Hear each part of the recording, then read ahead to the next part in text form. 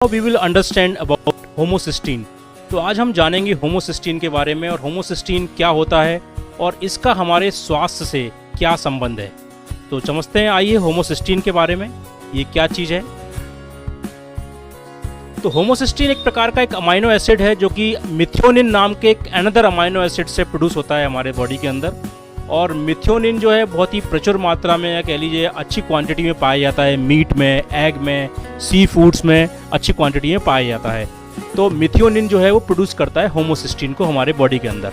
तो होमोसिस्टीन हमारे शरीर के अंदर एक बहुत ही एक लिमिटेड क्वांटिटी में होता है या कह लीजिए एक लेस क्वांटिटी में पाया जाता है, क्योंकि होमोसिस्टीन जो है वो कन्वर्ट हो जाता है अदर प्रोडक्ट्स में, जो कि बेसिकली एक प्रकार से एंटीऑक्सीडेंट का काम करते हैं हमारे बॉडी के लिए।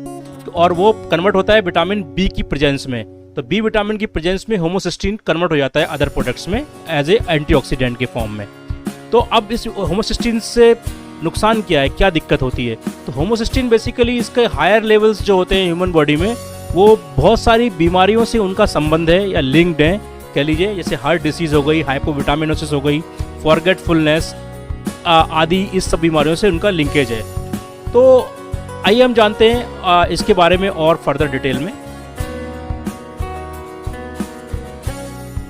होमोसिस्टीन ब्लड टेस्ट क्या होता है। तो होमोसिस्टीन ब्लड टेस्ट बेसिकली किया जाता है असेस करने के लिए या हार्ट डिसीज़ के बारे में जानने के लिए, किसी प्रकार की कोई हार्ट डिसीज़ तो डेवलप नहीं हो रही है उन सभी हाई रिस्क इंडिविजुअल्स में, मतलब वो सारे लोग जिनको भी हाई रिस्क है हार्ट डिसीज़ की, उनमें असेस करने के लिए होमोसिस्टीन यूज़ करते हैं। साथ ही हम होमोसिस्टीन के ब्लड टेस्ट का इस्तेमाल करते हैं विटामिन B12, फॉलेट और विटामिन B6 की डेफिशिएंसी को जानने के लिए। इसके अलावा होमोसिस्टीन का अनदर यूज़ है होमोसिस्टीन यूरिया नाम की बीमारी के डायग्नोसिस में। होमोसिस्टीन यूरिया बेसिकली एक जेनेटिक डिसऑर्डर होता है जो कि MTHFR जो जीन होती है उसके अंदर म्यूटेशन हो जाने से होमोसिस्टीन का लेवल एक्सपोनेंशियली बढ़ने लगता है शरीर के अंदर। तो उसके आइडेंटिफिकेशन के लिए हम ये टेस्ट करते हैं। तो अब हम और फर्दर डिटेल में जानते हैं होमोसिस्टीन के बारे में। तो अभी हम समझेंगे कि होमोसिस्टीन जो है वो बढ़ता क्यों है और कैसे कौन कौन से फैक्टर्स हैं जो होमोसिस्टीन को बढ़ाने में या होमोसिस्टीन को हाई होने में हेल्प करते हैं, या क्या इश्यूज़ हैं ऐसे जो कि फैक्टर्स हैं या इश्यूज़ हैं जो होमोसिस्टीन को बढ़ाने में कारक हैं। तो आइए समझते हैं एक एक करके। तो जो पहला कारक है वो है बी विटामिन की डेफिशिएंसी। बी विटामिन की डेफिशिएंसी यानी विटामिन B12 की डेफिशिएंसी, विटामिन B6 की डेफिशिएंसी, फॉलेट की डेफिशिएंसी, इसको हम विटामिन B9 भी बोलते हैं। और जो जितने भी सारे वेजिटेरियंस हैं उन सभी में बेसिकली सिग्निफिकेंटली हायर क्वांटिटी में होमोसिस्टीन पाया जाता है, क्योंकि उन सब में ये विटामिन की डेफिशिएंसी इनहेरेंटली पाई जाती है। फिर जो कारण है वो है स्मोकिंग एंड पैसिव स्मोकिंग, मतलब जो भी स्मोकर्स हैं या जो स्मोकर्स के संपर्क में जो लोग आते हैं उन सभी में भी होमोसिस्टीन का लेवल जो है वो बढ़ जाता है। अल्कोहल, डेली अल्कोहल कंजम्पशन करने वाले जितने भी लोग हैं उन सभी में भी होमोसिस्टीन का लेवल बढ़ा हुआ रहता है, क्योंकि उसमें विटामिन B12 का लेवल जो है वो काफ़ी कम हो जाता है और फॉलेट का लेवल कम हो जाने की वजह से अल्कोहल कंजम्पशन करने वाले लोगों में भी होमोसिस्टीन का लेवल बढ़ जाता है। स्ट्रेस एक अनदर फैक्टर है जिसमें कि ऐसी बहुत सारी स्टडीज़ हैं जो इंडिकेट करती हैं कि स्ट्रेस, जितना भी ज़्यादा स्ट्रेस होगा वो होमोसिस्टीन को और बढ़ाएगा। तो stress is equal to higher homocysteine basically, अगर हम सिंपल भाषा में इसको समझें तो स्ट्रेस एक अनदर फैक्टर है। फिर और फैक्टर है मेडिकेशन। तो बहुत सी ऐसी ड्रग्स होती हैं या दवाइयाँ हैं जो कि होमोसिस्टीन के लेवल को बढ़ाती हैं, तो ये भी एक कारक है उसका होमोसिस्टीन को बढ़ाने में। फिर है कारक है किडनी डिसीज़। जिन किसी भी पेशेंट्स को या जिन किसी भी इंडिविजुअल्स को किडनी डिसीज़ है, तो जिनको किडनी डिसीज़ रहेगी तो बेसिकली किडनी जो है वो अगर प्रॉपरली अपनी पूरी क्षमता के साथ में काम नहीं कर रही है, किडनी का फंक्शन रिड्यूस हो गया है, डिक्रीज हो गया है, तो होमोसिस्टीन का जो ट्रांसफॉर्मेशन होता है अदर अमाइनो एसिड्स में वो डेवलप नहीं हो पाता। उस कंडीशन में होमोसिस्टीन जो है वो लगातार बढ़ता जाता है शरीर में और एक्यूमुलेट होता है होमोसिस्टीन। फिर अनदर रीज़न है हाइपोथायराइडिज्म। तो hypothyroidism is one of the most common disease जो कि थायराइड से संबंधित डिसीज़ है, जिसमें कि सेवरल स्टडीज़ ऐसी हैं जो बताती हैं कि हाइपोथायराइडिज्म जो है वो डायरेक्टली लिंक है होमोसिस्टीन के बढ़ने में या होमोसिस्टीन के हायर लेवल्स होने में। जब भी हम हाइपोथायराइडिज्म को ट्रीट करते हैं सिंथेटिक T4 से या कह रही है लीवोथायरोक्सिन से, तो उस कंडीशन में थायराइड का जो नॉर्मलसी भी डेवलप होती है हाइपोथायराइडिज्म का, और साथ ही साथ जो होमोसिस्टीन के लेवल है वो भी रिड्यूस होने लगते हैं। तो ये उसको इस तरह से हेल्प करता है। फिर एक और कारण है जिसका कि हम जानना चाहेंगे कि डेंटल हेल्थ से क्या इसका रिलेशन है होमोसिस्टीन का। तो डेंटल हेल्थ से इसका रिलेशन है कि जो क्रॉनिक पेरिडोंटाइटिस है, या कह लीजिए जो इन्फ्लेमेशन है टीथ का और गम का, यानी मसूड़ों का और दांतों का, अगर कोई सूजन है किसी प्रकार की, तो वो डायरेक्टली लिंक है होमोसिस्टीन के हायर लेवल से या होमोसिस्टीन के बड़े होने से। और जैसे ही पेरिडोंटाइटिस को ट्रीट किया जाता है या डिसीज़ को ट्रीट किया जाता है, तो ये लेवल जो है वापस से नॉर्मल हो जाते हैं होमोसिस्टीन के। तो डेंटल हेल्थ से भी इसका एक डायरेक्ट रिलेशन है बेसिकली होमोसिस्टीन का।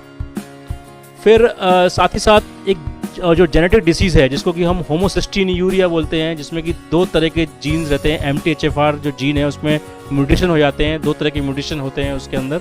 उन म्यूटेशंस की वजह से होमोसिस्टीन का लेवल जो है वो एक्सपोनेंशियली बढ़ जाता है बॉडी में, और उसकी वजह से होमोसिस्टीन यूरिया नाम की बीमारी जो जेनेटिक डिसऑर्डर है वो डेवलप होती है।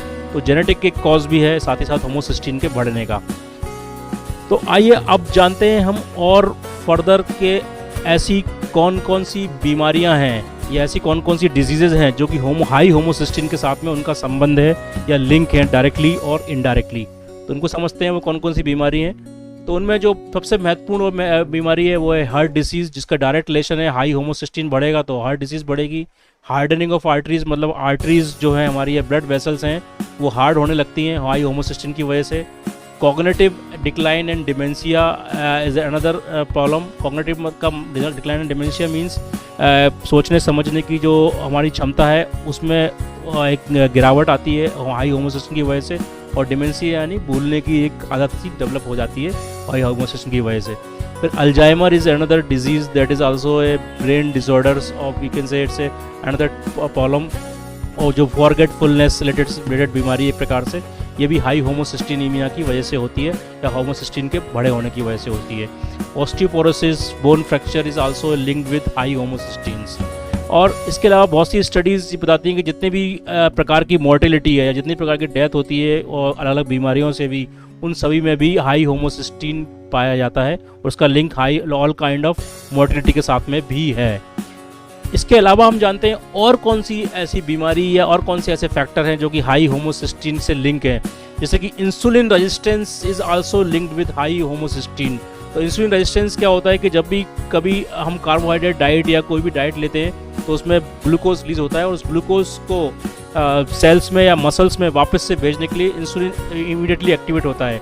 लेकिन अगर इंसुलिन का रेजिस्टेंस डेवलप हो जाता है ग्लूकोज के साथ में तो इंसुलिन ठीक से काम नहीं कर पाता और ग्लूकोज जो है हमारे ब्लड वेसल्स में या हमारी आर्टरीज में या हमारे ब्लड में ज़्यादा मात्रा में आ जाता है, जिसको कि डायबिटीज़ के रूप में हम जानते हैं ग्लूकोज के बढ़ने को।